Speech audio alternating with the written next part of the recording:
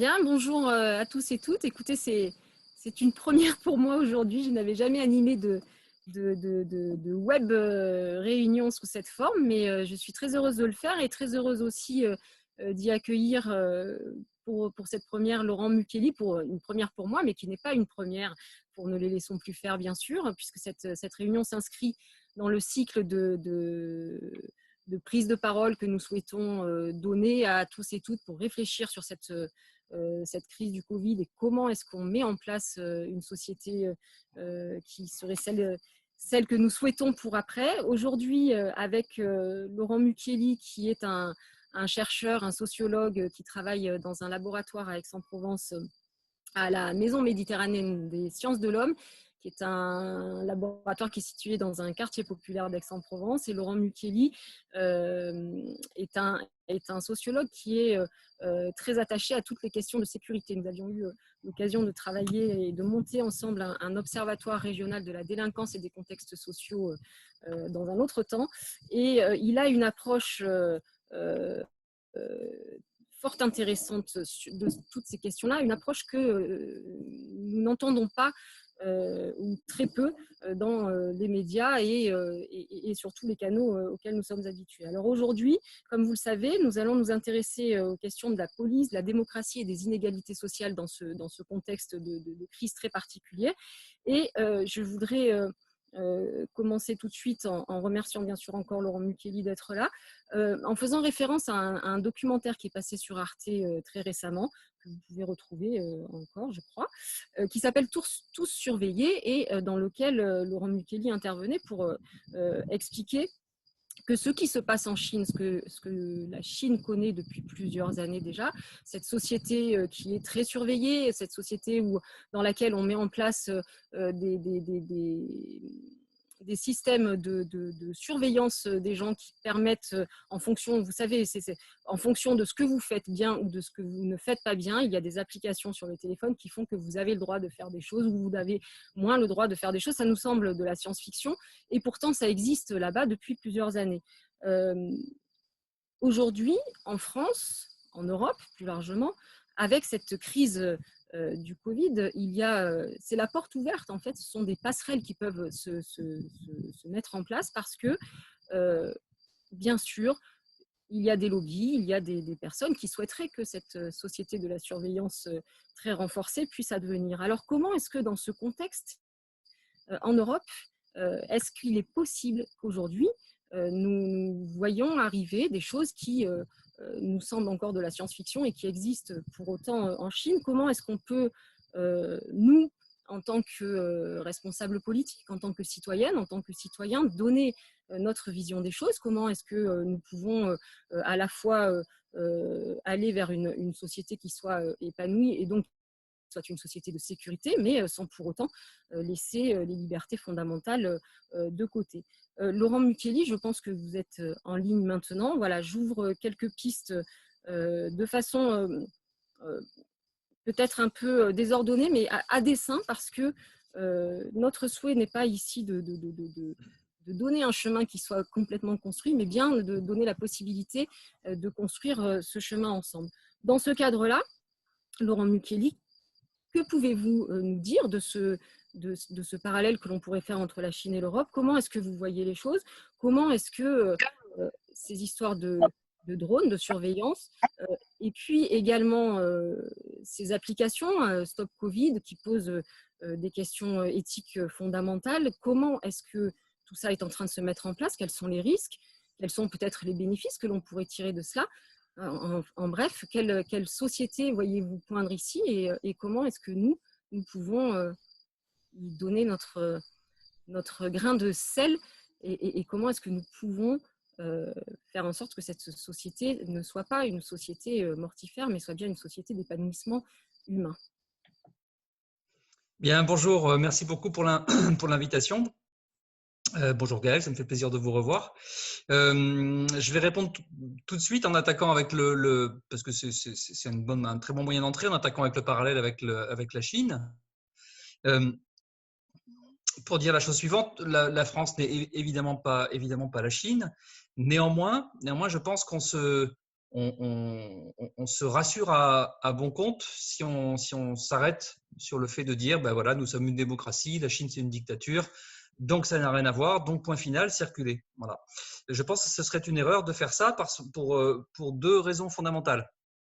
La première, c'est que oui, nous sommes une démocratie, mais nous avons, comme toutes les démocraties, un talon d'Achille, en tout cas l'état de droit qui fonde la démocratie a un talon d'Achille, c'est que nous ne vivons pas dans un monde qui est à long fleuve tranquille, nous vivons dans un monde qui est traversé régulièrement de crises, et notamment de crises sécuritaires, ou de crises sanitaro-sécuritaires, on pourrait dire, comme actuellement.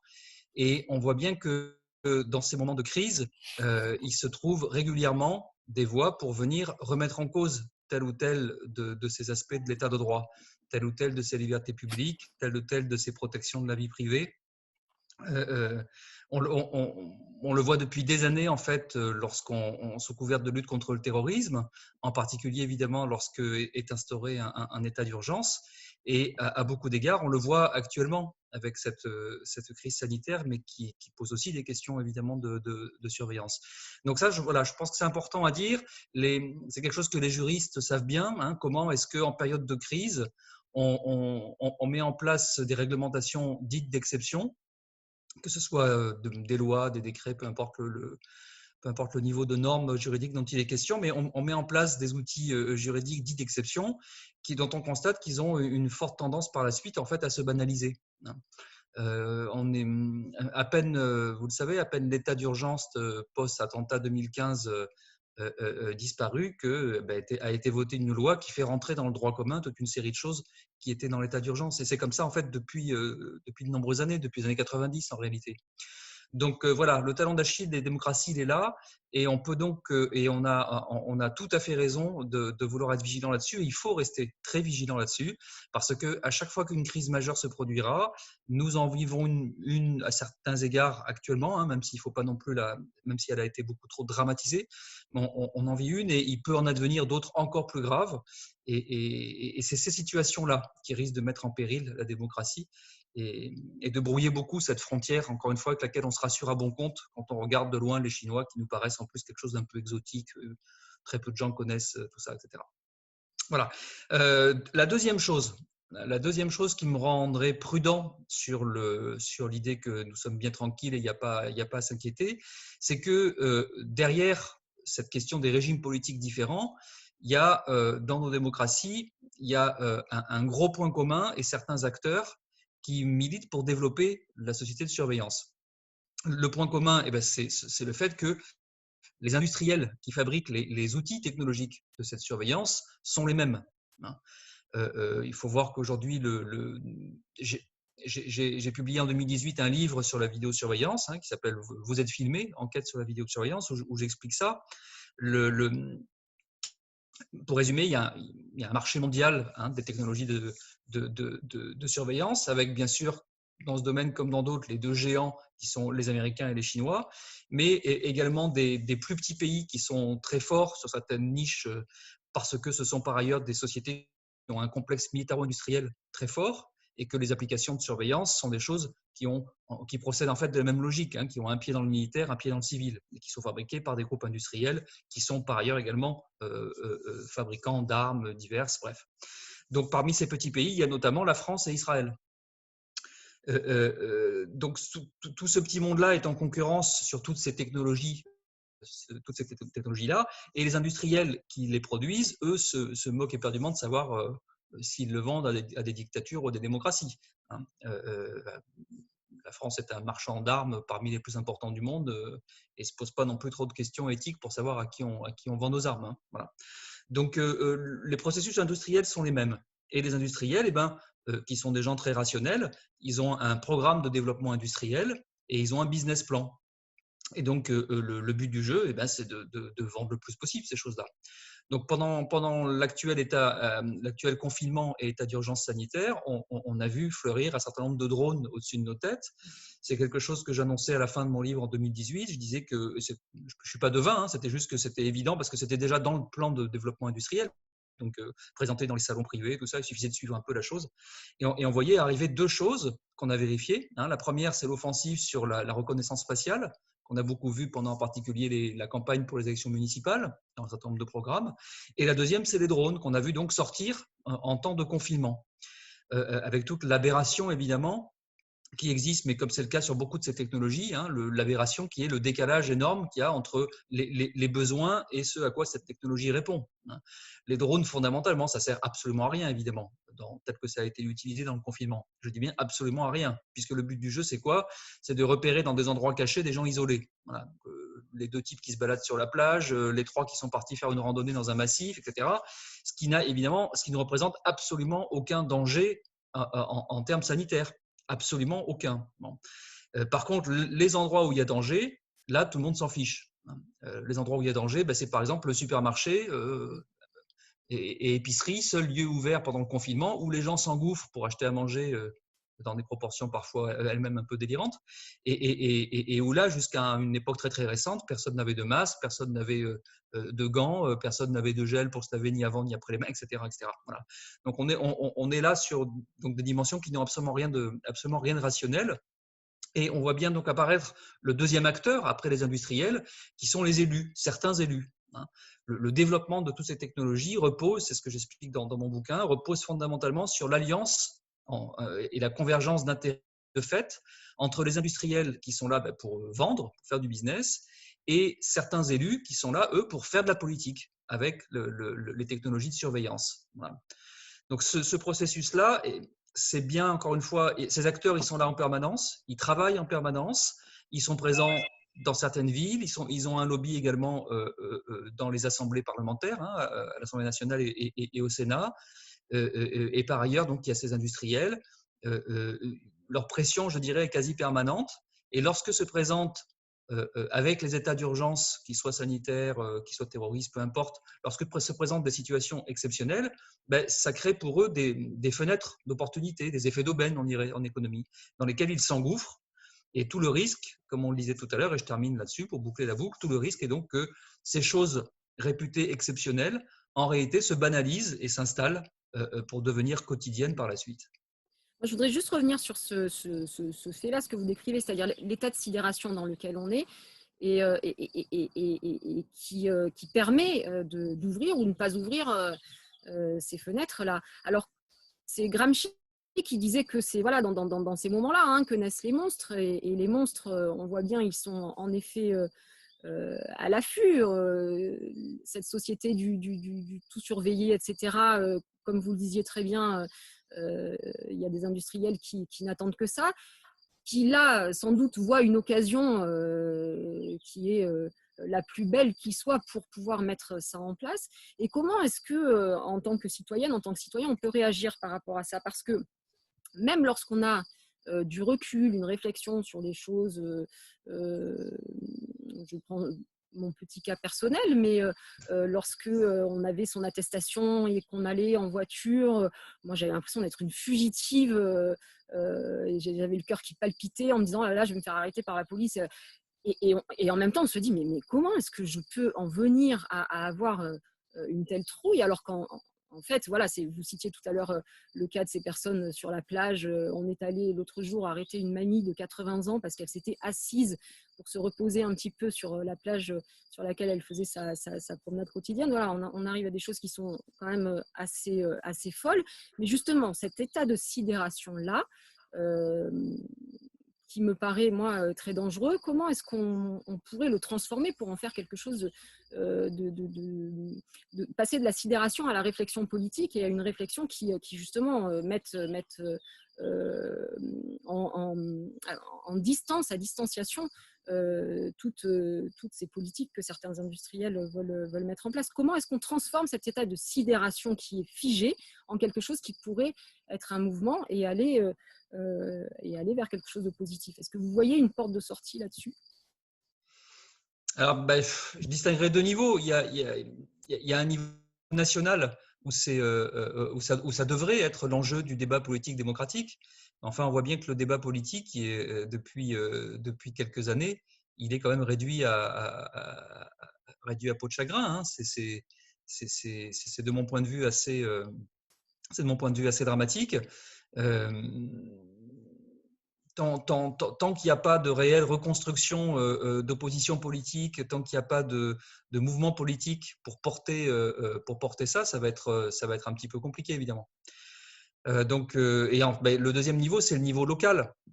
Je dirais que là, pour l'instant, et là où chacun peut faire un petit quelque chose, c'est là. Hein. Ce qu'il faut, à mon sens, absolument refuser, c'est ce qui se cache derrière ce que vous appelez la sidération, c'est la peur. Et toutes ces technologies, toutes ces décisions politiques, tous ces discours s'imposent en fait par la peur, jouent sur la peur et s'imposent par la peur. Donc je pense que c'est à ça qu'il faut résister le plus possible à l'échelle locale, celle qui nous concerne tous comme citoyens, comme acteurs associatifs, comme militant local, comme élu local, comme vous êtes, etc. C'est à ce niveau-là. Et la peur se combat fondamentalement non pas par l'information rationnelle abstraite. Hein, c'est pas la peine d'envoyer des messages, des contre-messages, des contre-argumentations, etc. C'est quelque chose qui touche pas. Pour simplifier, la peur, c'est dans le ventre, quoi. Hein. Voilà, c'est pas dans les lobes frontaux. Donc, ce qui, à mon avis, est le meilleur remède contre la peur, c'est la discussion. Hein, c'est la discussion, c'est l'interconnaissance, c'est l'entraide. Voilà, c'est la vie quotidienne reliée entre les personnes. Alors, c'est toute la difficulté, évidemment, d'une situation comme la crise sanitaire qui tendait à nous isoler complètement à l'intérieur de notre petit logement. Voilà. Et c'est pourquoi on pouvait y résister, bon, de diverses manières. Bon, moi, je faisais la tournée tous les jours de mes voisins pour voir comment ça allait, pour maintenir le dialogue, et justement, au passage, pour éviter de propager des mauvaises informations. Bon, voilà. Mais en tout cas, ça, c'est quelque chose que je crois très important, et même hors contexte sanitaire, c'est comprendre que tout ceci fonctionne d'autant plus que nous sommes par ailleurs dans des sociétés de plus en plus individualistes, pas au sens moralisateur, hein, mais au sens sociologique, de plus en plus isolées, où la plupart des gens ont de moins en moins de relations de voisinage, habitent de plus en plus loin des autres membres de leur famille, sont isolés de plus en plus même dans leur travail, où il y a de moins en moins de commerces de proximité, où tout le monde va faire ses courses dans des no man's land, etc. Alors, une société qui isole donc de plus en plus, et cet isolement, c'est une très grande fragilité en fait vis-à-vis de cette peur et vis-à-vis des tentations et tentatives de ceux qui voudraient nous gouverner par la peur. Oui, mais alors cet isolement, il y a des tentatives quelque part pour le renforcer. Moi, je voudrais qu'on parle un petit peu de cette application Stop Covid, par exemple. Parce qu'en effet, l'entraide, aller voir ses voisins, demander, prendre des nouvelles, etc., me semble du simple bon sens. Et aujourd'hui, on voudrait remplacer ce lien humain, physique, par des applications dans nos smartphones, ce qui permet d'ailleurs de dire, écoutez, il faut que maintenant, demain peut-être nous obligera-t-on à posséder ces smartphones. Voilà, tout ça pose plein de questions. Mais donc, on renforce cet isolement puisque, du coup, au lieu du lien physique, humain, social, de voisinage, eh bien, on a des applications numériques qui sont censées nous dire si la personne en face de nous est potentiellement dangereuse, etc. Voilà, ça crée aussi une société qui est complètement différente de celle que nous connaissions. Comment est-ce que vous voyez ces outils numériques, là, cette application Stop Covid quand même? Qu'est-ce que vous pouvez nous en dire? Alors, sans entrer dans un détail technique, où je serais d'ailleurs largement incompétent, hein, mais en renvoyant les gens qui veulent des détails techniques par exemple, sur ce que fait la Quadrature du Net ou un certain nombre d'associations, ou un collectif de chercheurs aussi, que j'ai plus le nom en tête, mais j'ai fait un petit article sur mon site pour le signaler. Mais sans rentrer dans le détail technique, il y a au moins 3 choses qu'on peut dire systématiquement par rapport à tout ce type d'application. La première, c'est se poser la question de l'utilité réelle. L'utilité réelle, voilà. Moi, je ne la vois pas. Pourquoi ? Une des caractéristiques de la crise sanitaire qu'on vit actuellement, et qui est une des choses très étonnantes, une des choses d'ailleurs sur lesquelles je fais enquête actuellement sur mon blog de Mediapart, c'est pourquoi est-ce qu'on a retiré aux médecins de ville la liberté de prescrire. Alors pourquoi c'est lié au débat? C'est parce que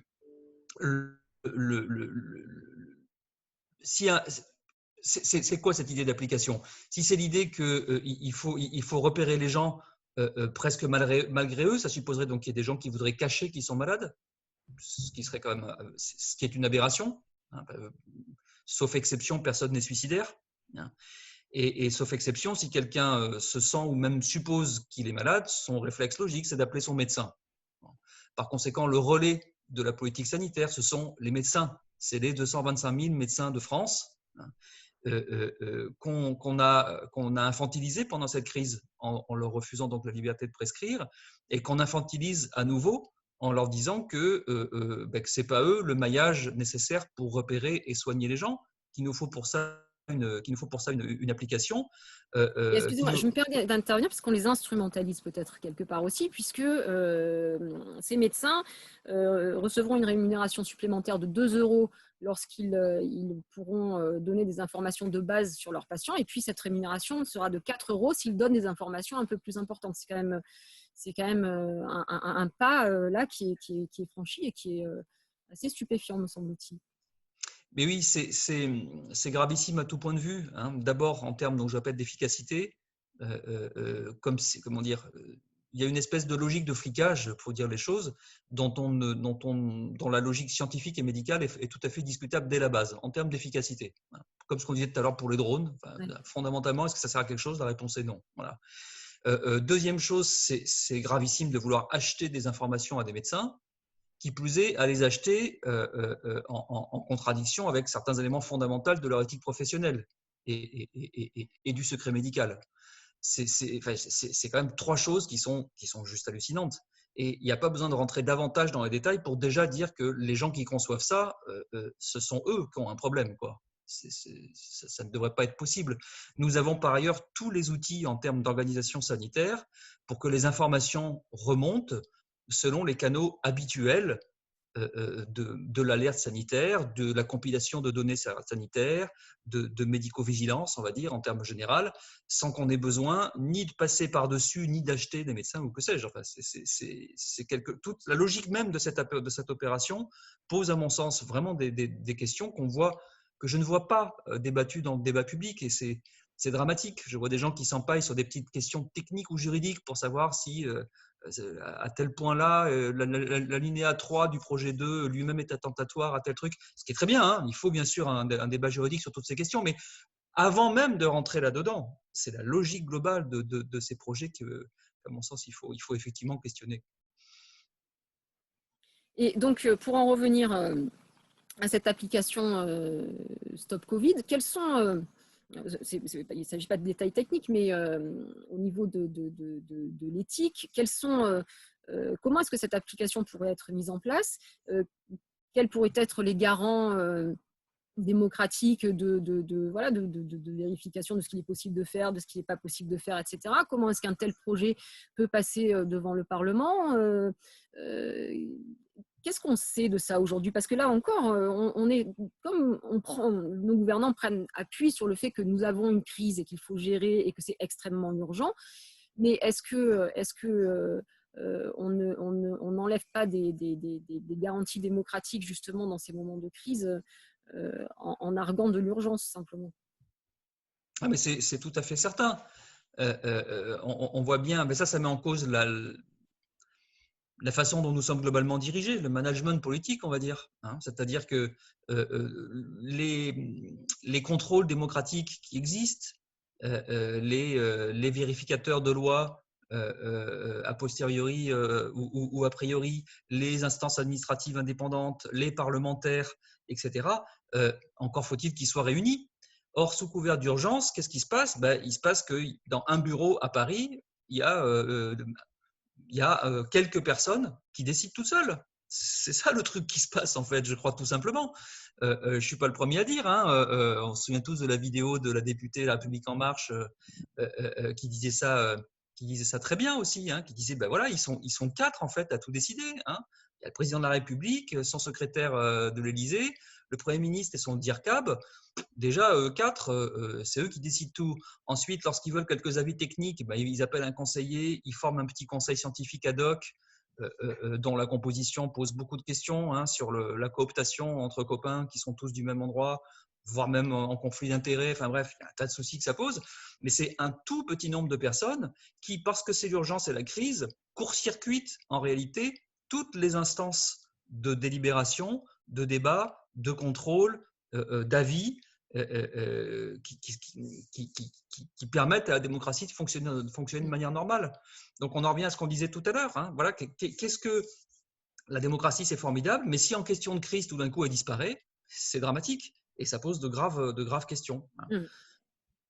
Et pour en venir aux questions de politique locale, c'est un sujet que vous connaissez bien, mais c'est vrai que la vidéosurveillance, on avait eu l'occasion de l'évoquer ensemble, c'est très compliqué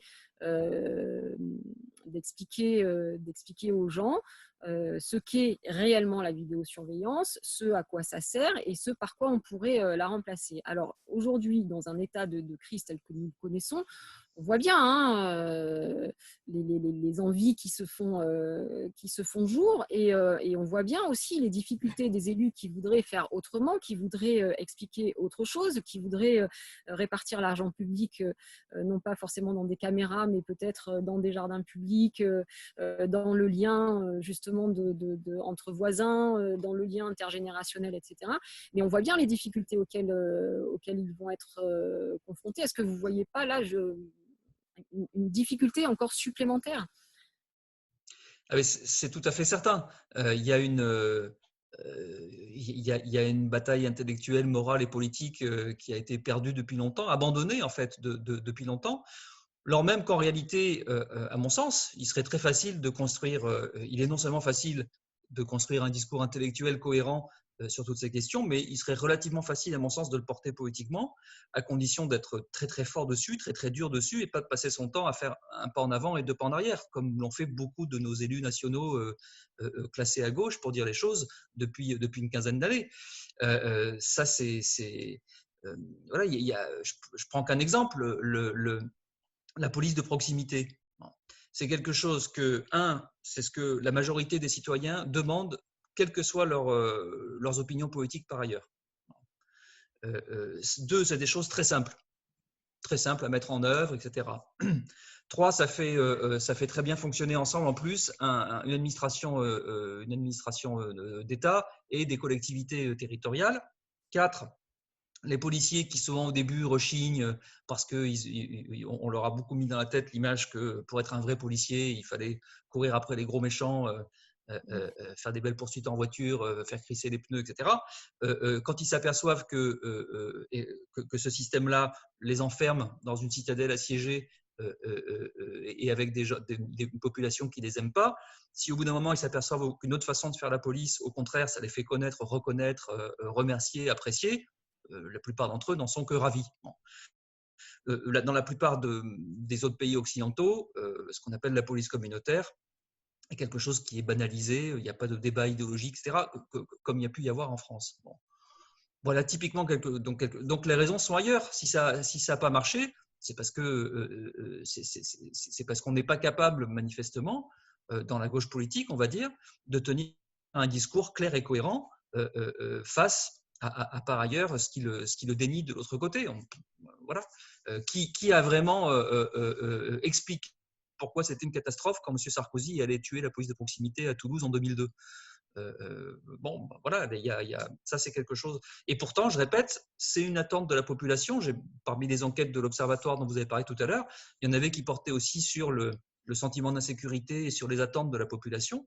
Et dans toutes les villes où j'ai travaillé, la majorité des habitants, quelles que soient leurs opinions par ailleurs, disaient que la police de proximité, oui, bien sûr, ils en voulaient, c'est ça qu'ils veulent. Ils voulaient pouvoir voir des vrais policiers humains à pied dans la rue pour leur parler, faire état de leurs problèmes au quotidien, de telle manière qu'ils soient entendus, même si c'est des petites choses, des incivilités, ce qui est en fait le plus fréquent dans la vie quotidienne. Voilà. Donc dire ça, c'est juste du bon sens, en fait, c'est ni de droite ni de gauche, bon. Mais il n'y a personne pour le porter. Bon. Donc c'est tout à fait… Je peux intervenir là? Vous m'entendez là, Jean-Jacques là? Oui. Il y a eu un épisode très intéressant il n'y a pas longtemps sur France 3 sur Plus belle la vie, qui a fait un plaidoyer avec un personnage très positif contre les caméras de surveillance. Et c'était une nouvelle élue dans un conseil municipal et elle se battait contre quelqu'un qui était manifestement genre Front National, qui étaient pour, bien sûr, mais c'est quand même une série qui est vue par 3 millions de personnes.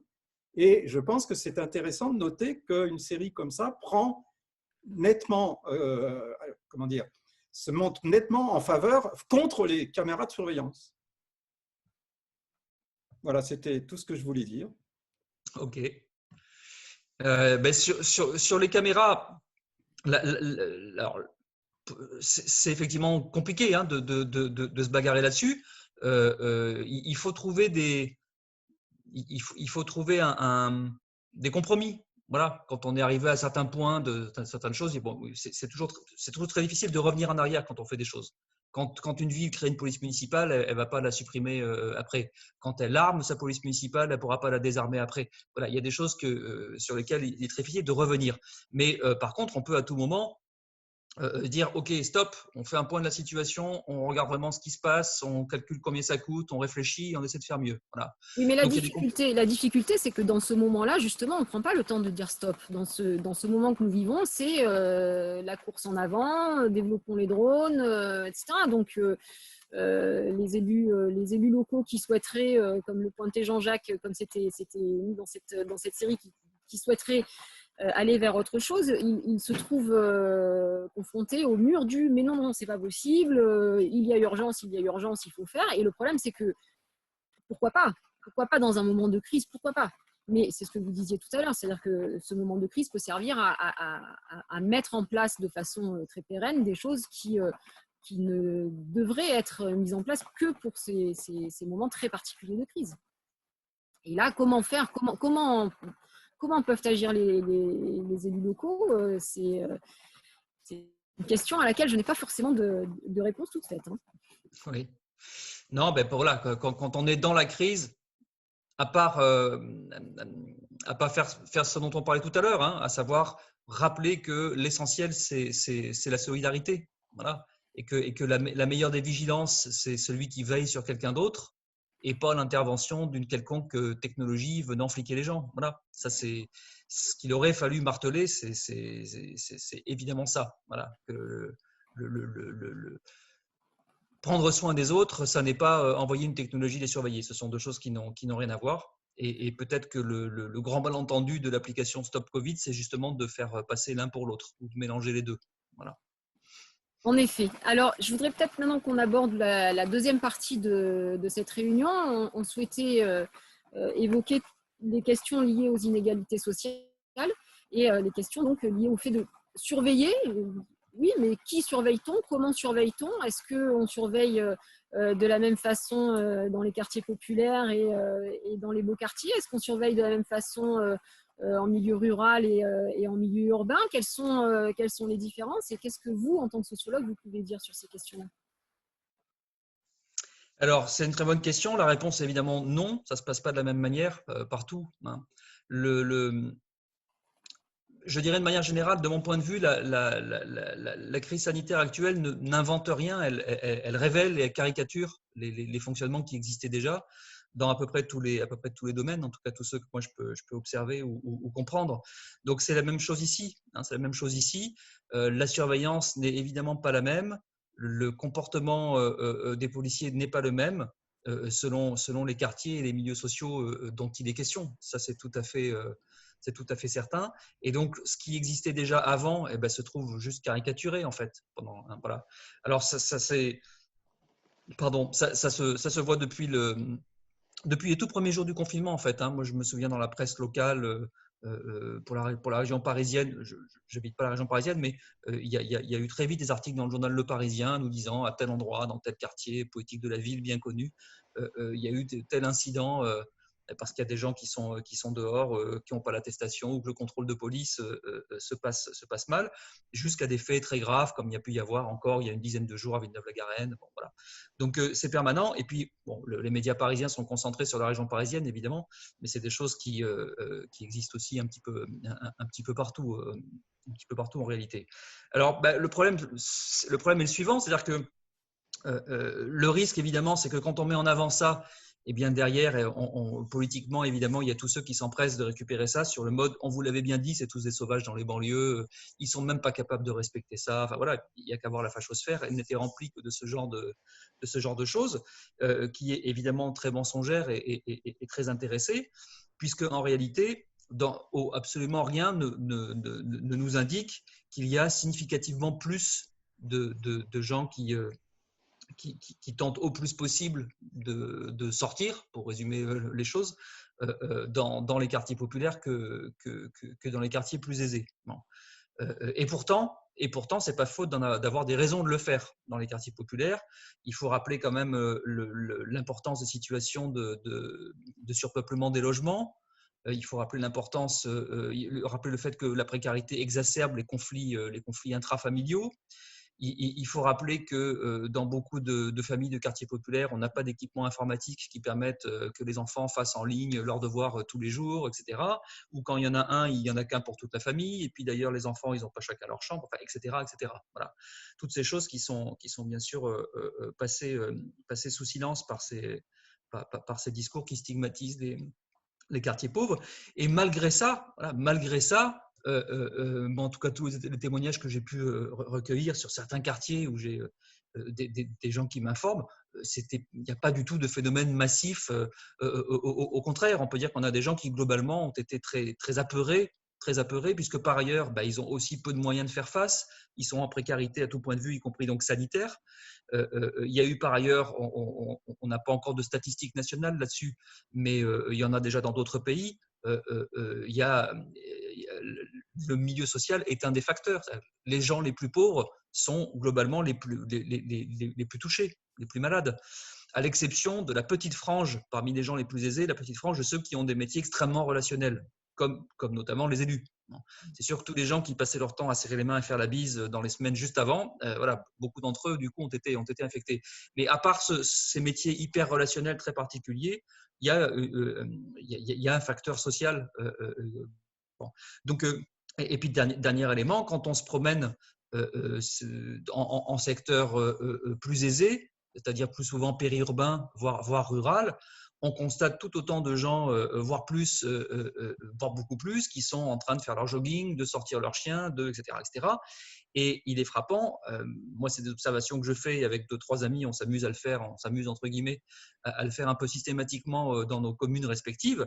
Il est frappant de voir ces nuées de joggeurs tranquilles et les voitures de police qui passent à côté et qui ne viendraient jamais ou de gendarmerie, donc ils ne viendraient manifestement jamais à l'idée aux gendarmes en question de s'arrêter puis de contrôler les 15 joggeurs qui vont passer dans la demi-heure.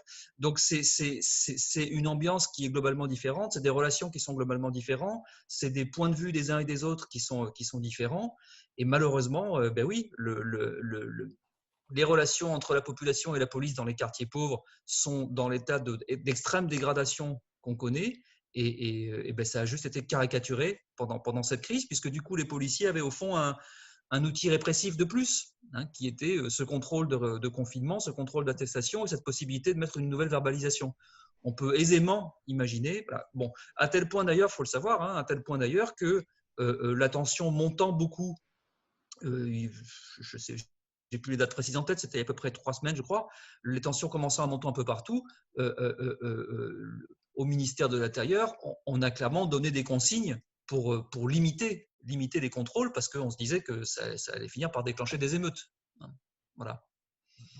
Mais du coup, tout à l'heure, vous parliez du sentiment d'insécurité. Est-ce que vous avez pu étudier, ou peut-être pas, vous n'avez peut-être pas eu le temps encore, mais peut-être que ça pourrait être un sujet d'étude justement. Est-ce que vous pensez qu'il y a eu un sentiment de surveillance différente? Est-ce que vous pensez que c'est ressenti par les populations ou pas du tout, comment est-ce que les gens perçoivent ces surveillances? Est-ce que dans les quartiers populaires, on se dit ah bah oui, ils viennent voir ce qu'on fait nous, mais ils ne regardent pas ce qui se fait dans les beaux quartiers? Est-ce que dans les beaux quartiers, on dit ah bah oui, mais nous, on se prend les drones sur la plage, alors qu'en fait, il faudrait envoyer les drones sur les places publiques des quartiers populaires? Est-ce qu'il y a un affrontement comme ça entre différentes classes sociales qui pourraient se faire? Est-ce que chacun se sent victimisé ou est-ce que pour l'instant, il n'y a pas de ressenti du tout là-dessus? C'est une bonne question. J'ai pas forcément, je vois pas sur quelles données d'enquête je pourrais m'appuyer pour affirmer quelque chose.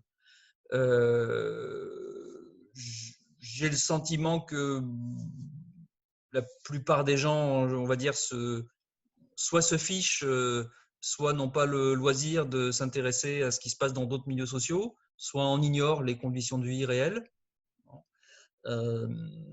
C'est plutôt, je dirais plutôt ça. Hein. La plupart des gens, je pense, sont très centrés sur ce qui est leur propre univers.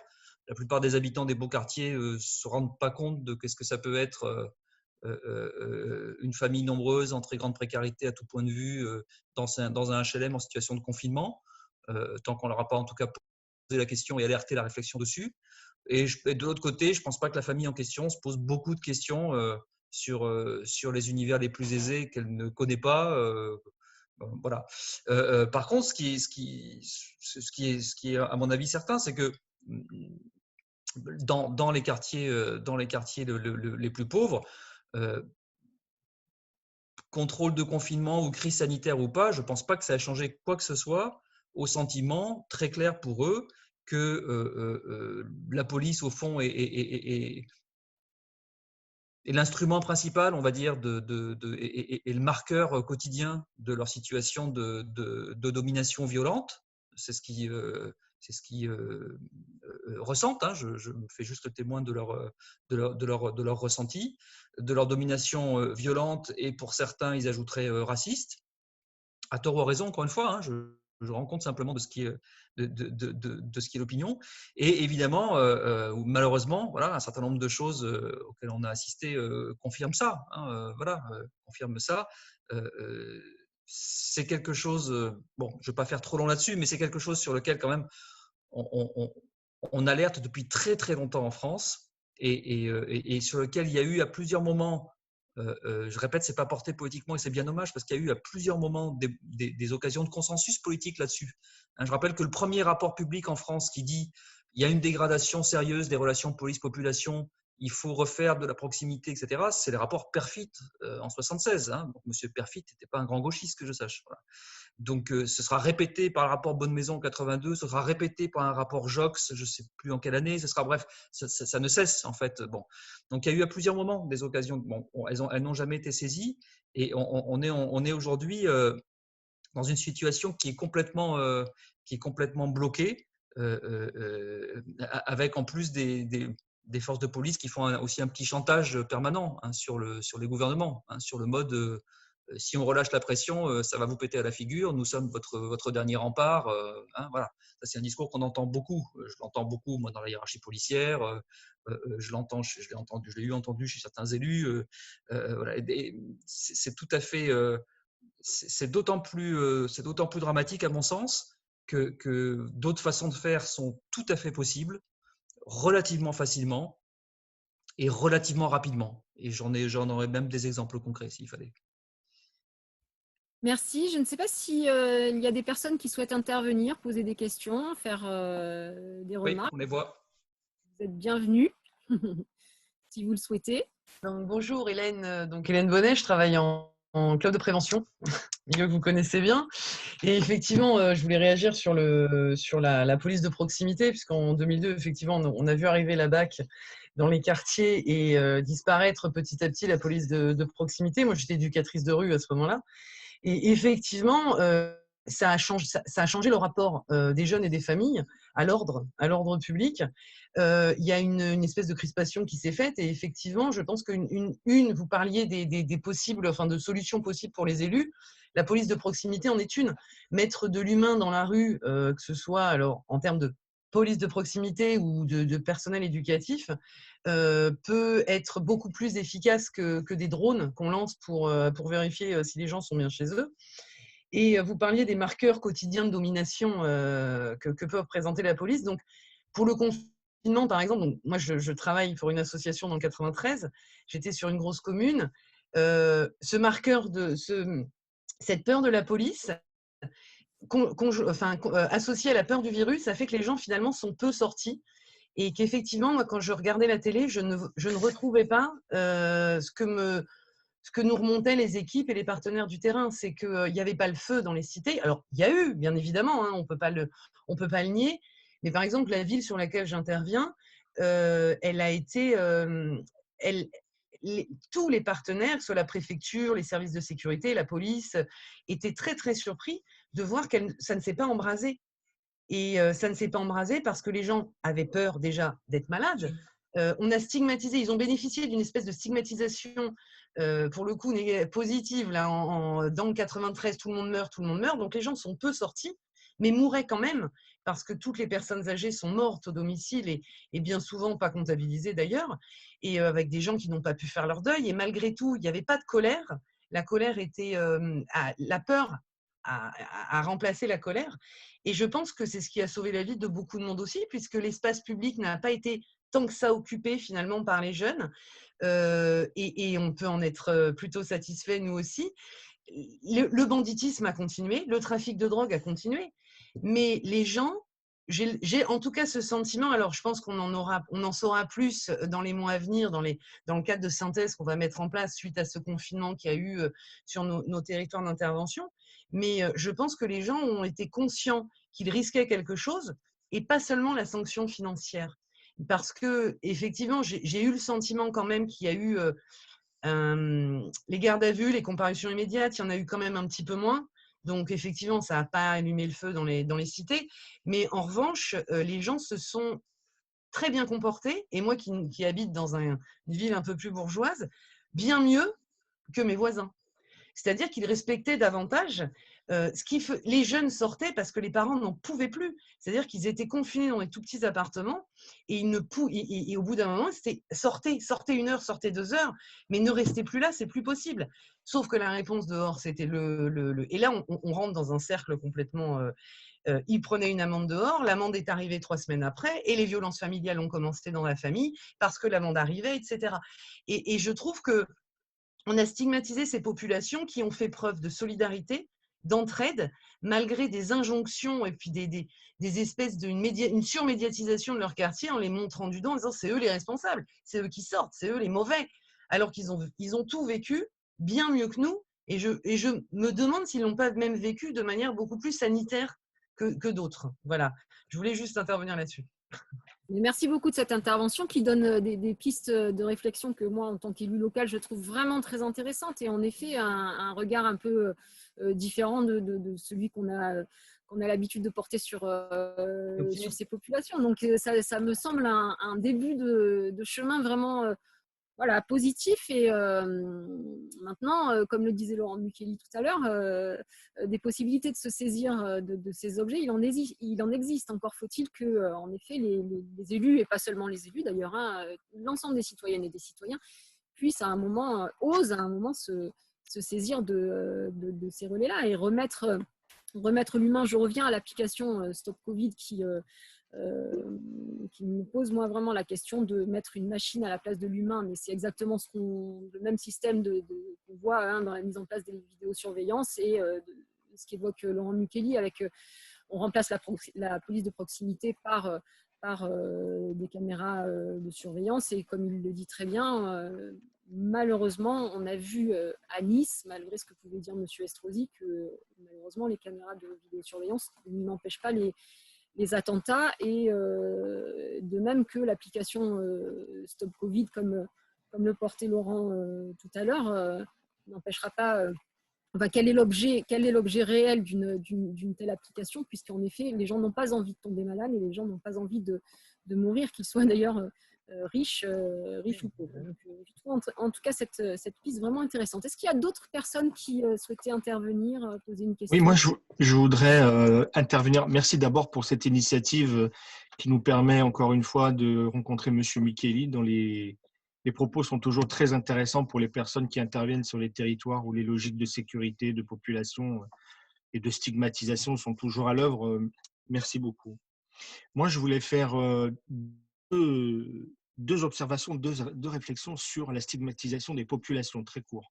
À Aix-en-Provence, où je travaille, il a été question à un moment de rouvrir les différents marchés, les marchés aux légumes, tout ça. Et le maire d'Aix-en-Provence a d'ailleurs dit publiquement qu'il y avait un marché qui n'avait pas été ouvert parce qu'il aurait été très difficile de sécuriser le marché qui était situé sur un quartier populaire d'Aix, le Jas de Bouffan, en l'occurrence. Alors qu'un autre quartier en zone périurbaine d'Aix-en-Provence a, lui, pu bénéficier de l'ouverture du marché. Mais bon, ce n'est pas le même type de territoire. C'est un territoire plus tranquille, avec une population plus aisée. Donc j'ai trouvé que là, il y avait un exemple de stigmatisation, alors que la population qui, de mon point de vue, a le plus besoin de marcher, de sortir et d'avoir des produits frais de bonne qualité à un coût moindre, c'est vraiment les populations qui habitent dans ces territoires. La deuxième réflexion que je voulais faire, c'est quelque chose que j'ai lu hier et qui m'a stupéfié. Ça allie la dérive techniciste des moyens de surveillance et la stigmatisation. J'ai vu que dans un territoire d'Île-de-France, il y a des jeunes qui avaient été interpellés, enfin qui avaient été, comment est-ce que je peux dire ça, qui avaient été repérés par par caméra de vidéosurveillance. Comme la police les connaissait, qui sont sur des territoires, la police les a verbalisés parce qu'ils étaient sortis, je ne sais pas pour quelle raison, et ces gamins, ils vont recevoir chez eux, ou ils ont reçu chez eux d'ailleurs, les contraventions parce qu'ils n'avaient pas leur autorisation de sortie. Et j'ai trouvé que c'était quand même un peu, qu'on rejoignait la dérive qu'il y a un peu en Chine, où parce que, comme toute la population est sous surveillance, si vous avez perdu 2 kilos, vous êtes signalé à l'opprobre de tout le pays. Bon, bref. Mais voilà, ça m'a étonné. Je crois que je ne sais pas si c'est pas en Seine-Saint-Denis, donc je me dis que c'est là où c'est pareil, quoi. Il y a une dérive. Je veux dire, un gamin qui passe dans la rue, c'est pas une voiture qui est pas en mauvais stationnement. Et après, moi, j'ai une question mais vraiment, c'est quelque chose qui me tracasse depuis très longtemps. Pourquoi? Quel est le fondement de ces rapports qui se dégradent, comme vous l'avez dit, depuis 50 ans entre la population et sa police? Ça, je ne comprends pas pourquoi, justement. Alors, ce n'est pas toute la population, on l'a bien compris, hein, mais pourquoi est-ce que ces rapports se dégradent? Et puis aussi, pourquoi est-ce que la police, on voit il y a eu beaucoup de cas, dont certains médiatisés, de violences policières, que ce soit dans les manifestations ou des bavures dans certains territoires. Vous avez évoqué celle de Villeneuve-la-Garenne, la dernière, là. Je ne comprends pas pourquoi est-ce que la police fait l'objet de tant de clémence, à la fois du pouvoir politique, enfin, pourquoi est-ce qu'elle bénéficie d'autant de clémence des pouvoirs politiques, voire de la justice? Je ne comprends pas. C'est à croire que la police, elle a un pouvoir sur la démocratie qui dépasse même celui des citoyens. C'est comme si c'était elle qui était au pouvoir. Là, il y a quelque chose que je ne comprends pas bien. C'est ça qui me questionne, en fait. Alors, Laurent Mukieli, est-ce que vous avez une réponse? Oui, il y a une réponse à 2 niveaux. Il y en a une très simple, tout de suite, immédiate, peut-être presque trop simple, mais c'est pour faire comprendre l'idée. Pourquoi est-ce que le pouvoir protège sa police? C'est parce que sa police protège le pouvoir. Il y a quand même à peine quelques mois, Monsieur Macron, dans son bureau à l'Élysée, pensait qu'il y avait une révolution qui s'appelait les Gilets jaunes et qu'on était reparti comme en 1789, très clairement.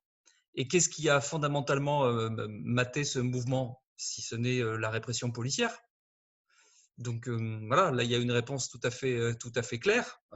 La police a été construite en France pour protéger le pouvoir à la base et pas pour rendre un service public de proximité aux habitants. La police nationale a été construite comme ça. La gendarmerie, c'est plus compliqué, mais la police nationale a été construite comme ça et pour ça en France. Et malheureusement, son évolution, bien que, comme je le disais, depuis 1976, on dit qu'il y a un souci, son évolution a malheureusement toujours confirmé jusqu'à présent ce fait-là. La police sert d'abord le gouvernement et pas d'abord les citoyens. Bon, c'est un fait. Voilà, c'est un fait. Donc, c'est un fait qui se traduit ensuite dans toutes ces logiques d'organisation. Hein. Je veux dire, si on avait voulu que la police soit fondamentalement un service à la population, on n'aurait jamais construit un système où on centralise tout dans un seul endroit, un commissariat, avec des voitures qui tournent, qui patrouillent, qui sont reliées par radio et qui attendent qu'on leur signale un problème pour foncer avec leur gyrophare sur la situation.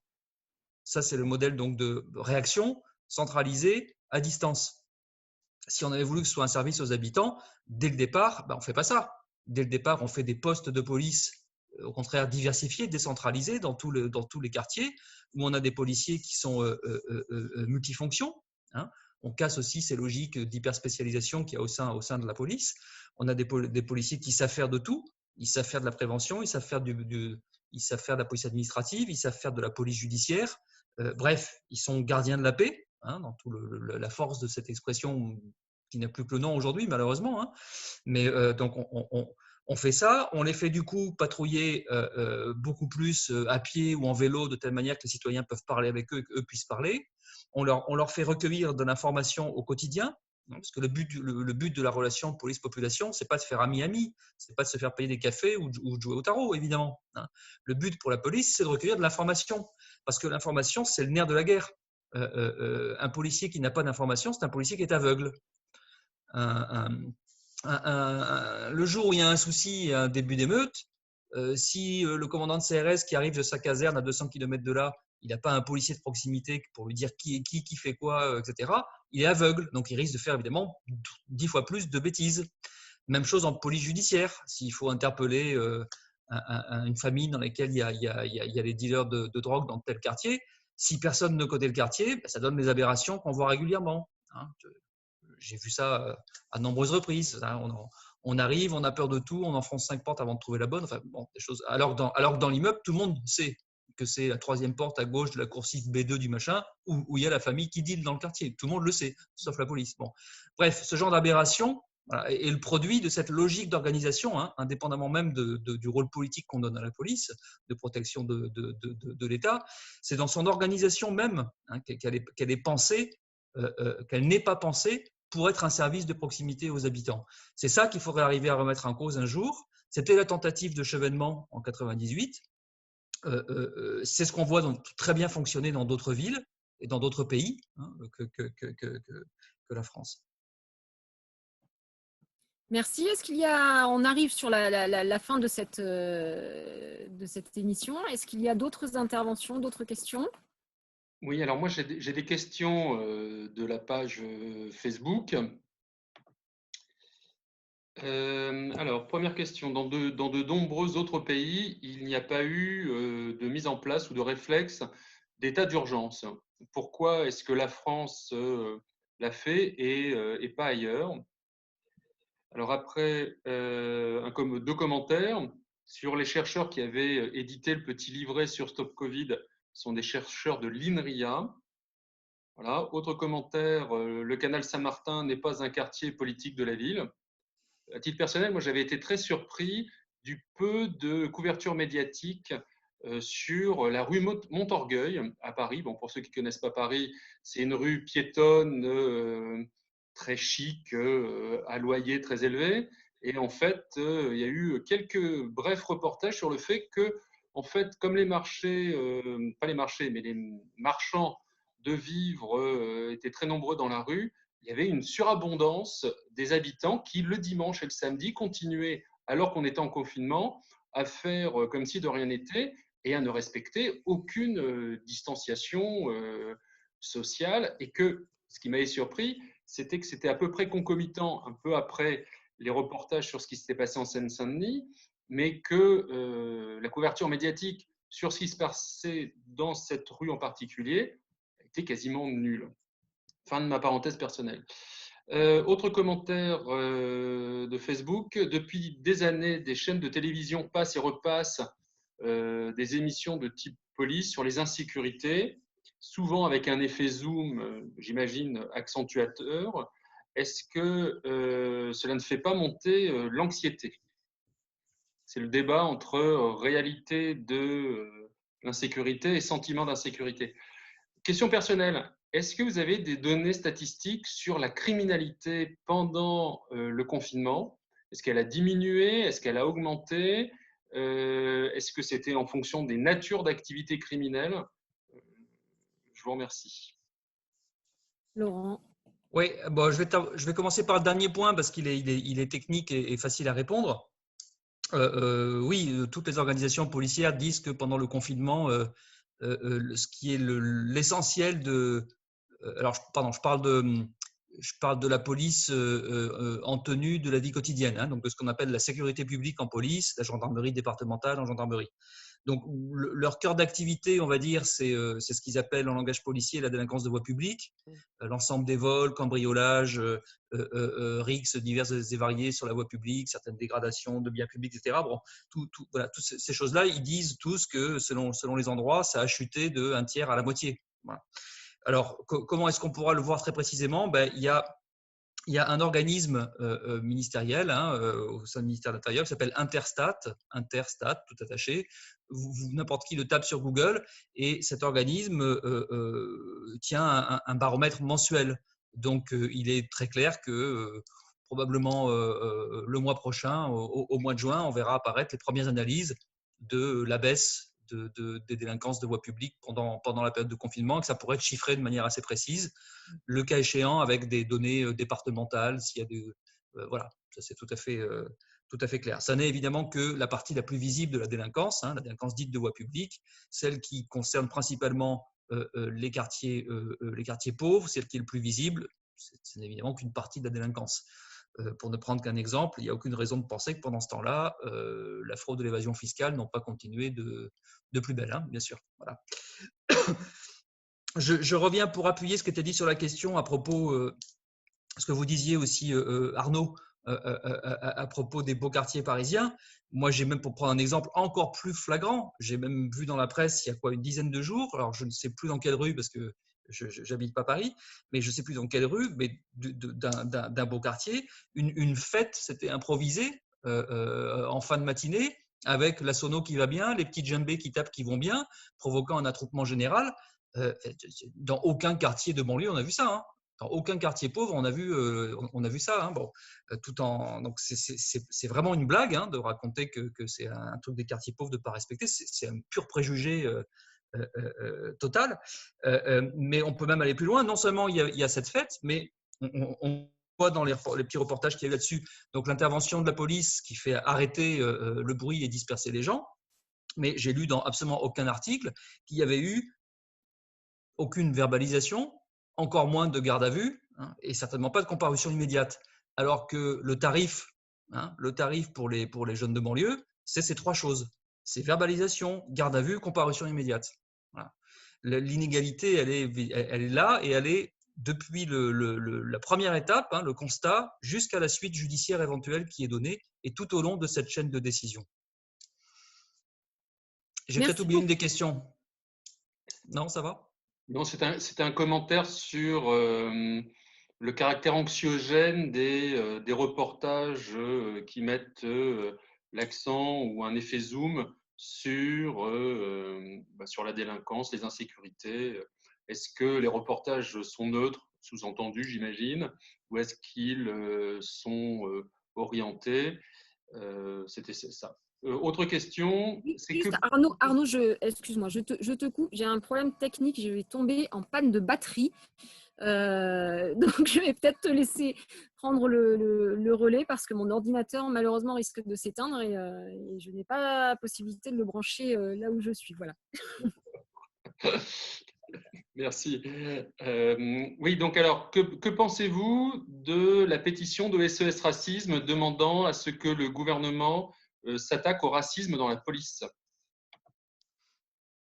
Alors, donc les deux questions. La première, qu'est-ce que je pense de la pétition de SOS Racisme? J'en pense du bien puisque j'en ai été un des premiers signataires. Donc, j'en pense du bien. Je pense que c'est tout à fait fondamental que les organisations antiracistes, dans leur diversité, s'appuyant sur un maximum d'intellectuels, un maximum de syndicats professionnels, un maximum d'élus, relance absolument cette question, se fédère pour la relancer ensemble et pas chacun dans des petites initiatives isolées, plus ou moins concurrentes et machin. Évidemment, comme tous les mondes militants, la concurrence a souvent fait des ravages, hein, sans parler du monde politique évidemment. La première raison pour laquelle on est battu, c'est quand on est divisé dans un camp politique. Donc, voilà, j'en pense évidemment du bien et c'est une très bonne question. Et sur l'autre question, celle du rôle des médias, alors on pourrait en parler très longtemps. Pour résumer, enfin, sont-ils neutres? C'était ça la question. Hein. Oui et non. Oui, en apparence, lorsque sur les principaux médias radio-télévisés, on revendique même une forme de neutralité, de factualité des choses, etc. Donc à ce niveau-là, oui, dans le reportage, sauf exception, il y a néanmoins des exceptions évidemment, mais sauf exception, on ne va pas employer un langage stigmatisant, on ne va pas déformer systématiquement les choses, etc. Certes, mais les questions sont ailleurs. Les questions, elles sont en amont en réalité. Et c'est là qu'il n'y a plus de neutralité en fait. Je suis rédacteur en chef ou rédactrice en chef de tel journal, de telle émission de radio, de tel JT, etc. Je décide de quoi je vais parler et de quoi je ne vais pas parler. Donc si je décide de faire un sujet sur les incidents entre jeunes et policiers en banlieue pendant le confinement, je fais un choix là et qui n'est pas neutre. Parce que je ne lance pas mes équipes en disant trouvez-moi quelque chose sur les rapports police-population en confinement dans les quartiers aisés. Et si je réfléchis 2 secondes, je me doute bien quand même. Bon, mais pourtant, si je fais ce choix, voilà. Donc le choix n'est pas neutre. Le traitement après lui-même, il peut être apparemment neutre, mais dès la base, il y a un choix qui ne l'est pas nécessairement. Hein. Donc c'est la bonne question, c'est ça, c'est de sortir de la situation où on est juste spectateur de quelque chose en se demandant pourquoi est-ce qu'on nous montre ça et pourquoi éventuellement est-ce qu'on ne nous montre pas autre chose qui pourtant existe aussi dans la réalité. Cette question du choix de ce dont on va parler et ensuite de la hiérarchisation des informations est tout à fait essentielle. De quoi je parle en premier dans mon journal, par exemple, de quoi je parle en dernier, à quoi est-ce que je consacre 10 minutes, à quoi je ne consacre que 30 secondes, sur quoi je mets des images, sur quoi je n'ai que des mots. Toutes ces questions-là sont des choix qui ne sont pas neutres en réalité. Je vous remercie. Est-ce que quelqu'un aurait une autre question ou une demande d'intervention? Hop, vous me faites un petit signe de la main. Hop.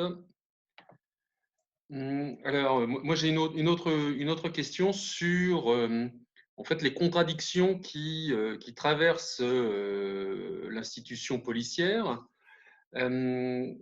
Premier élément, c'est qu'on assiste, tout le monde a pu le voir, que depuis les manifestations contre les lois de travail, il y a un durcissement de la répression, voire des attaques ou des mouvements ou des tactiques très violentes de la part de la police contre des manifestants, jusqu'à les mouvements des Gilets jaunes, où le niveau de violence a encore augmenté, puisque perte de main, mutilation, etc.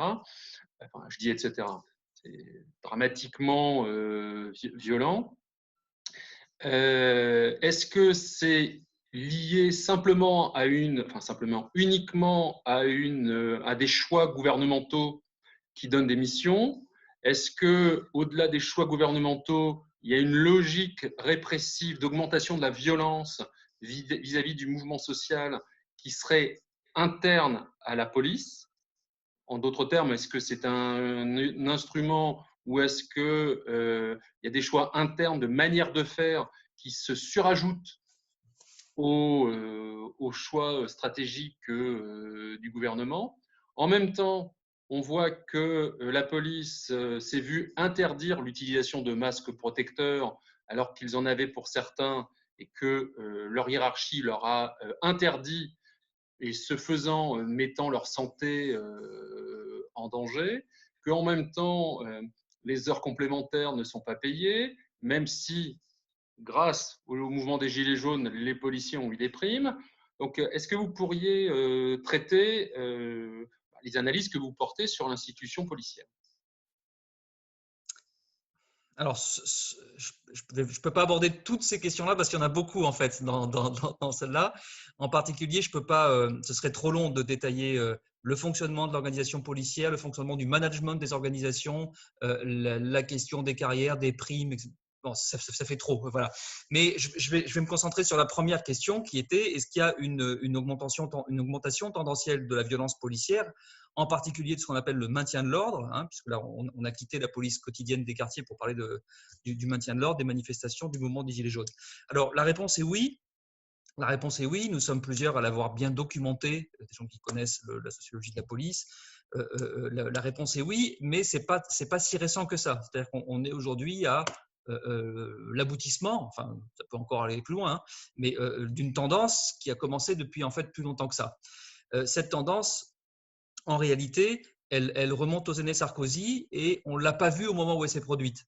C'est-à-dire qu'on l'a bien vu sur la police de la vie quotidienne parce que c'était même mis en scène par le pouvoir politique. Je l'ai dit tout à l'heure, hein, Nicolas Sarkozy de Toulouse 2002, pas là pour faire des matchs avec les gamins, vous êtes là pour interpeller, amener en tôle et point final. Bon. Mais ça, c'était donc sur la police du quotidien, la police en tenue. Bon, voilà.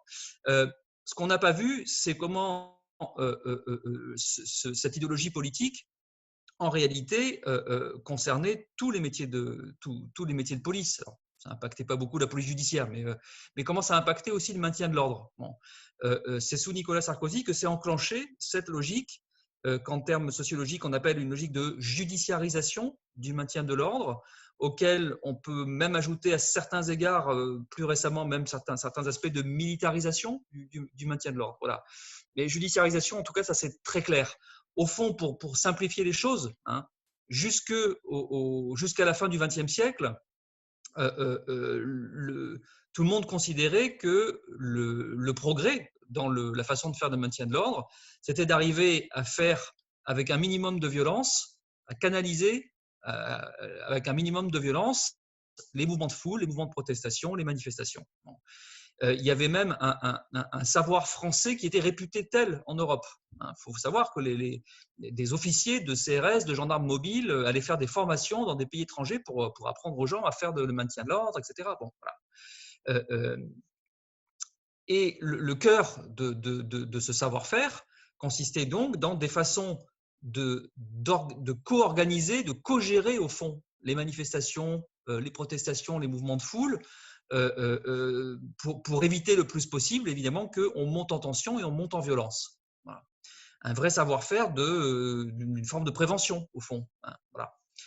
Or, cette logique-là a été inversée, hein, là aussi, à cause de l'idéologie politique que portait et que incarnait Nicolas Sarkozy, qui a consisté à dire, là aussi, mais non, pas du tout, vous êtes trop gentil. Dans une manifestation, il y a des gens qui sont là pour foutre le bazar. Ça s'appelle les meneurs, et votre mission première, c'est d'interpeller les meneurs. Du coup, ça change complètement la stratégie policière. On ne reste plus à distance, on va devoir aller au contact. On n'attend pas la fin d'un cortège pour disperser quelques irréductibles. On va, dès le début, voire même par la suite, sous couvert d'état d'urgence, en amont, chercher à interpeller, interdire de manifester des gens, etc. Ce sont des logiques tout à fait nouvelles. Et du coup, on va, pour réaliser ces opérations nouvelles de judiciarisation, d'interpellation, etc., du coup, on va employer d'autres forces de police que les unités spécialisées dans le maintien de l'ordre. On va faire entrer dedans des policiers qui viennent de la sécurité publique, qui viennent des BAC, dont parlait Hélène tout à l'heure, des policiers qui viennent de la police judiciaire, à qui on va confier cette mission d'aller au contact, etc. De la même manière qu'on va chercher à étouffer, au fond, la protestation, on va chercher à écœurer les manifestants, on va chercher à leur montrer qu'on est les plus forts. Donc, encore une fois, on ne va pas se contenter de suivre et de canaliser un cortège, on va intervenir dedans, on va casser des cortèges, on va créer des nasses, on va asphyxier de gaz lacrymogène des nasses, toutes choses, encore une fois, qu'on ne voyait plus et dont on a vu, parce que c'était extrêmement flagrant et parce qu'il y a de plus en plus d'images aussi. C'est pour ça qu'on le voit plus, il y a de plus en plus d'images à disposition. Donc, on l'a beaucoup vu pendant le mouvement des Gilets jaunes. Et c'est quelque chose qui monte depuis le début du XXIe siècle, en fait, hein, donc sur les 20 dernières années. De la même manière que c'est une loi de 2010, donc à l'époque Sarkozy président, et puis Sarkozy ministre de l'Intérieur, c'est une loi d'un ministre qui a créé ce fameux délit d'interpellation préventive, bref, toutes choses qui sont venues contribuer à cette judiciarisation. Et puis le dernier élément, évidemment, c'est cette violence policière. Non seulement donc, ce sont des stratégies, ce sont des outils juridiques, et au final, ce sont aussi des moyens techniques et des armes. Et ce qui caractérise aussi cette évolution, c'est le durcissement des armes et le durcissement de la violence de par les dégâts que font les armes, avec la banalisation des flashballs en particulier. L'usage des grenades, c'est plus ancien, et encore, il faudrait rentrer dans le détail des types de grenades qui n'ont pas les mêmes dégâts potentiels. Mais là, ce qui frappe au niveau des grenades lacrymogènes, c'est le volume, c'est la stratégie d'étouffement, on va dire. On noie les gens sous une pluie.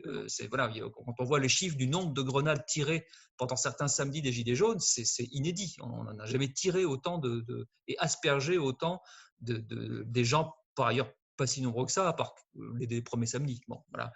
Et puis, deuxième chose, c'est les fameux flashballs, qui, après avoir été expérimentés dans les quartiers populaires, pendant les émeutes et sur les jeunes de banlieue qui faisaient des émeutes, sont arrivés petit à petit. Alors déjà, les manifestations sur les retraites, déjà, 2010, ensuite la loi El Khomri, ensuite les Gilets jaunes. Et à chaque fois, on est monté comme ça, en fait, on est monté d'un cran. Voilà. Et puis, la question disait aussi, qu'est-ce qui explique ça? Est-ce que les policiers eux-mêmes ont basculé dans leur tête, sont plus ceci ou plus cela? Mais faut bien voir que dans des groupes fermés, comme sont les métiers de police, c'est des groupes très, très, très fermés, dans lesquels on se perçoit comme un peu assiégé, pas aimé, pas reconnu. Donc, ça renferme encore plus sur le groupe. Donc, du coup, c'est de la psychologie sociale des petits groupes, mais la mentalité interne, la socialisation interne joue un rôle tout à fait important. Donc, ce qui devient la norme, ce qui est admis, pas admis, moral, pas moral, etc., c'est ce qui est admis en fait dans le groupe. C'est la norme du groupe. Donc, plus on enferme ce groupe sur lui-même, plus on le met en situation de relations conflictuelles, plus il se replie sur lui et il monte en fait son niveau d'acceptation sous couvert qu'il est lui-même menacé par l'autre. Et ça devient un véritable cercle vicieux. Je suis plus violent parce que, soi-disant, l'autre est plus violent avec moi. Et donc, je me protège par avance de sa violence en lui montrant que je peux l'être encore plus, etc., etc. Et on rentre comme ça dans des cercles vicieux de violence, ce qui est bien connu en termes de stratégie militaire. Voilà, il y a des stratégies d'escalade ou des stratégies de désescalade. Bon, sauf que chez les militaires bien constitués, c'est conscient et on utilise ces stratégies de manière consciente pour gérer un conflit. Voilà. Le problème ici, c'est qu'on a l'impression que ce n'est pas très conscient et que ces stratégies d'escalade, en fait, se développent. Et dans certains cas, se développe, on a l'impression que la seule chose qui peut l'arrêter, c'est quand il y a le regard public qui pénètre, parce que tout d'un coup, on a des images et qu'on prend en flag, en fait. Voilà. Et ça, c'est tout à fait dramatique, c'est très dangereux. Ça mériterait une vraie réflexion. Je rappelle qu'un certain nombre de personnes dont je suis avaient demandé, après le mouvement des Gilets jaunes, à ce qu'il y ait une vraie commission d'enquête parlementaire qui soit créée, qu'on fasse la lumière sur tout ça, au-delà du factuel, et pas dans une posture d'indignation, mais dans une posture d'analyse pour comprendre vraiment ce qui s'est passé et voir ces évolutions, justement, et faire en sorte que ça ne soit pas encore pire la prochaine fois. Je vous remercie. Est-ce qu'il y a des demandes d'intervention ou d'autres questions? Oui, Madame Bonnet. Oui, sur le durcissement, alors je vais sortir effectivement de l'aspect force. Je ne vous entends pas. Voilà, c'est bon là, je crois. Là, Oui, bon. au-delà, le durcissement, effectivement, comme vous le dites, en 2002, j'étais donc jeune éducatrice, mais on a senti une violence arriver. et avec des attitudes qui ne se faisaient pas, mettre la tête d'un enfant dans les toilettes, tirer la chasse d'eau. Enfin, c'est des choses qui n'existaient pas avant et qui avaient, alors pas libre cours parce que c'était pas non plus partout, mais en tout cas, c'est des choses qui arrivaient. Et je me souviens d'un échange avec un membre d'un commissariat sur le quartier sur lequel je travaillais et qui nous l'avait précisément dit. Mais nous avons un ministre de l'Intérieur qui est arrivé, qui a lâché qui a lâché les gens, en fait, qui a lâché les forces de l'ordre sur la population. Il y a eu une espèce de glorification de la fonction, je ne sais pas si vous vous souvenez, mais il était très souvent dans les commissariats, vraiment les forces de l'ordre étaient très souvent mises en avant. Et du coup, ce personnel de la police nationale me disait qu'en fait, les jeunes qui arrivaient se sentaient pousser des ailes et c'était du tout permis. Et on a vraiment le sentiment que ça n'a fait que croître, en fait. Mais que malheureusement, ce qui, moi, me choquait en 2002 est devenu complètement banal, en tout cas pas pour ce qui concerne les répressions sur les manifestations ou les choses comme ça, mais sur les quartiers, dans les quartiers populaires, enfin les quartiers politiques de la ville, peu importe, et que c'est devenu banal, c'est quelque chose de normal. Et je trouve que là, justement, la médiatisation de l'insécurité, parce que c'est devenu un marché de l'audiovisuel, l'insécurité, a fait que on regarde à travers sa télé des gens se faire agresser où on nous dit que si on va dans le 93 ou dans certains endroits du 95 ou dans certaines cités de Marseille, on n'en sortira pas vivant. Et tout ça est devenu normal. Voilà, il y a une espèce de banalisation en fait de ce durcissement des forces de l'ordre qui est apparu à une certaine partie de la population avec la répression des Gilets jaunes et dernièrement des manifestations sur la loi, sur les retraites. On a été nassés, on a été gazés avant même que le cortège ne parte. Mais on a l'impression que tout ça était malheureusement banal, qu'il y a une espèce de banalisation de ce durcissement. Alors, je ne sais pas si je suis trop impliquée sur les territoires concernés par ce durcissement, mais j'ai vraiment l'impression que ça ne choque plus grand monde finalement. C'est une bonne question. Je n'ai pas en tête, là, il y a eu un certain nombre de sondages d'opinion, hein, bien sûr, après, pendant, etc. J'ai plus en tête ce qu'ils disent, mais on va revenir à ce qu'on disait au tout début de la conversation. Hein. Le meilleur moyen de faire accepter tout ça, c'est toujours de faire peur, hein, et d'élever le niveau de peur suffisamment haut pour qu'on soit prêt à abdiquer la réflexion critique et à accepter tout ce qu'on va nous proposer. Voilà. C'est toujours un petit peu le même problème. Et c'est bien ça, contre ça qu'il faut lutter. Je vais devoir bientôt vous laisser, moi aussi, pour raison familiale, messieurs, dames. Je vous remercie. Dernière demande d'intervention, questions, commentaires. Hop. Hop, je vous donne la parole. Alors, Oui, moi, c'est plus une observation à titre général. Est-ce qu'en définitive, disons, les actions policières ou la violence, entre guillemets, et pas tout simplement aussi sortir un peu des quartiers, entre guillemets, et affecte la population de manière plus générale. Après, moi, j'ai grandi dans une cité à Strasbourg assez connue, qui a fait beaucoup polémique, ou en tout cas qui a fait beaucoup le gras des médias dans les années 90, avec toutes les voitures qui brûlaient et soi-disant effectivement une activité, on va dire, de Nouvel An assez forte, alors qu'on a été c'est un quartier qui a été plutôt stigmatisé au vu de ce qui se passait ailleurs.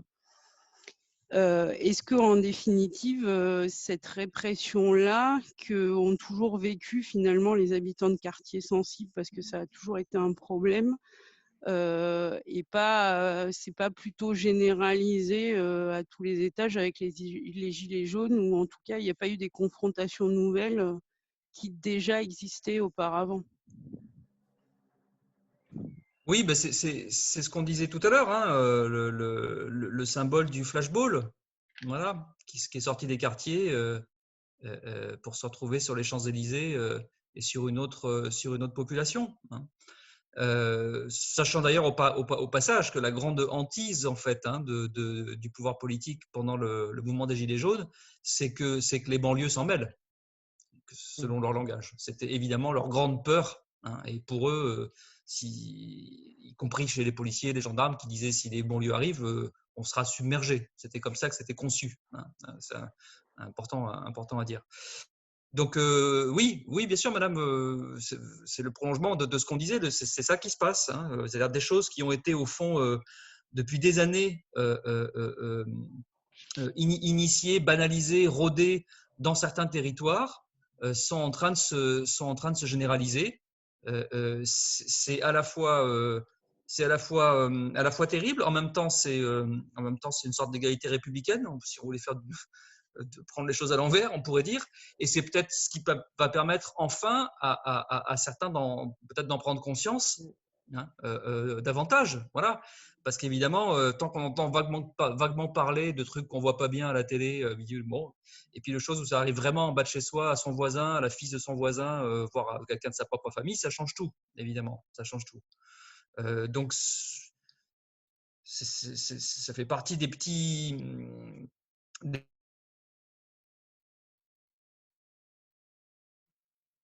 espoirs presque qu'on pourrait avoir. Néanmoins, le pire, que les gens qui défilaient pendant le mouvement des Gilets jaunes, enfin, les Gilets jaunes eux-mêmes, c'est pas non plus les classes dirigeantes, hein, pour être clair. Voilà, c'est une autre catégorie de population précarisée, marginalisée. Alors pas autant que dans les quartiers politiques de la ville, mais pas très loin non plus. Hein. C'est la frange juste au-dessus qui, en particulier en milieu rural ou périurbain, se sent de plus en plus marginalisée, habite de plus en plus loin parce que les métropoles c'est de plus en plus cher, a de moins en moins de services publics à proximité, etc., etc. Bon, cette fois, je dois y aller. Je vous dis un mot de conclusion et puis on termine.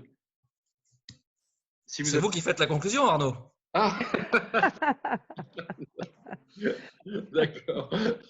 Je vous remercie. On va mettre en lien le site internet de Monsieur Mukieli en commentaire. Comme ça, vous pourrez suivre, ainsi que son compte Twitter qu'on avait déjà mis dans l'annonce de notre conférence, afin que vous puissiez suivre l'actualité et les analyses de Monsieur Mukieli. Je vous remercie beaucoup. On a beaucoup de remerciements sur Facebook aussi pour cette conférence. Je pense qu'on sera amené à refaire, alors peut-être sous une forme différente, mais à retravailler sur ces thématiques qui sont essentielles à une république qui fonctionne sereinement pour à la fois tous nos concitoyens, mais aussi les résidents, puisque c'est un sujet aussi qui n'a pas été spécifiquement abordé. Il y a la question du rapport police-justice avec les questions de migration. Je vous invite à lundi, notre prochain webinaire, le 18 mai. Attention, l'horaire change, parce que comme on est déconfiné, ce ne sera plus à 18 h, ce sera à 19 h. Quel lendemain pour les très petites entreprises et pour les petites et moyennes entreprises, avec Christine Chaise-Deau, qui est une élue du monde économique, représentante des petites et moyennes entreprises. Je vous remercie beaucoup. À bientôt. Au revoir.